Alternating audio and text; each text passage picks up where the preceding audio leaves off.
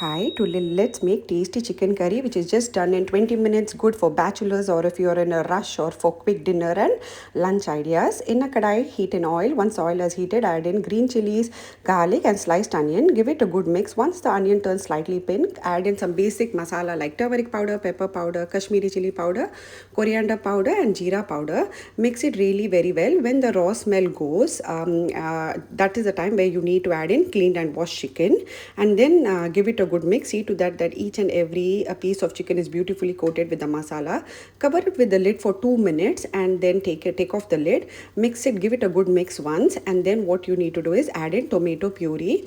Now add in salt to taste and give it a good mix. Again cover it with the lid for another 2 minutes so that the water from the chicken oozes out.